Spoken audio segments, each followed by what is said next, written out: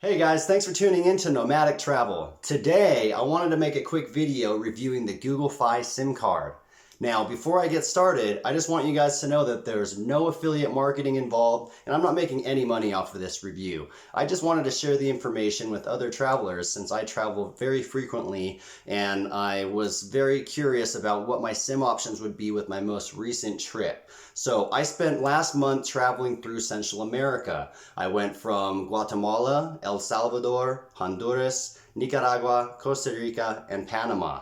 So I know how good SIM cards work throughout Asia because that's where I've been living for the past 3 years, but I wasn't quite sure how well it would perform in Central America if I went and got a SIM card in each different country. I think it would be more of a hassle. It's a lot easier to deal with, and I believe technology is a lot easier to get your hands on in Asia than in Central and South America. So I opted to use a Google Fi SIM card instead. So what is the Google Fi SIM card?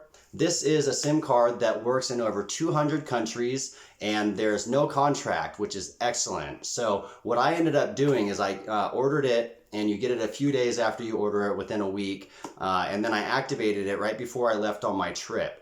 At the end of my trip, I was able to cancel it, and the payment process is very easy. It's really not that expensive considering it ended up being really reliable for me on this trip, unlike other SIM cards, which I'll discuss in a minute, that I've had bad experiences with in the past in other countries. So the Google Fi SIM definitely worked in all 6 of those countries in Central America. The only time that it would drop signal pretty much was when I was crossing borders, and that's probably just because of the different networks in different countries. It would have to change. So sometimes it would go down when I was border crossing, but the rest of the time it worked. It was awesome. I was able to get all my work done whenever I wanted, and that was a big relief. In contrast, last year when I visited 10 countries in Europe in a month, I used a SIM card, a prepaid SIM card called SIM Options, and I ordered it on Amazon. And that ended up working okay in most of the countries, but a place that it really stood out and did not work well is Germany. I definitely had a lot of problems trying to get service in Germany with that.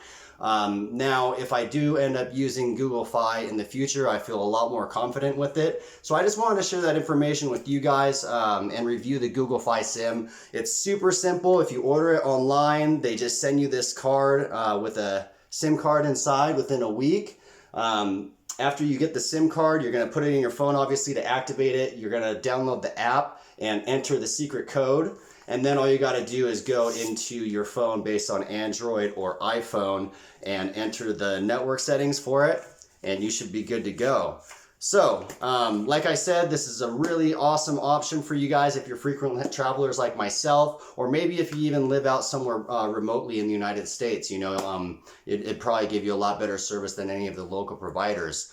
That being said, it's $20 mandatory for the text and talk, and then $10 for each additional gigabyte, up to $60. After $60 of data use, it's unlimited after that. I ended up at the end of the 1 month trip through those 6 countries, I just got over the $60 unlimited. So it actually lasted me with use every day. I didn't limit myself at all, and I was able to get done with everything on my trip, and it was a huge relief. Like I said, especially when you go from one country to another, you always have to go and find a new SIM provider. If your service runs out from the past country, you're kind of left on your own if you don't have service. So I mean, you can end up paying more for taxis and all kinds of other problems that I've experienced in the past. That actually happened to me in India. I landed really late and everything was closed, so I had a lot of problems until I was able to get my SIM card activated from the airport, at least for that country.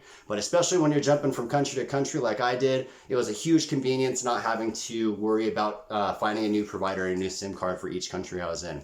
So guys, if you have any other questions, leave a comment below. Make sure and like and subscribe to my channel. And please let me know if there's any other information that you would like me to make another video about, because I would like to start offering more information and helping other travelers out from my experiences. Like I've said, I've been to 42 countries so far, and I'm going to go to Sri Lanka here in a few months. I'm going to go do another part of Eastern Europe later this year. So anyways, make sure and like and subscribe to my channel. Thanks for tuning in, and I'll catch you guys later.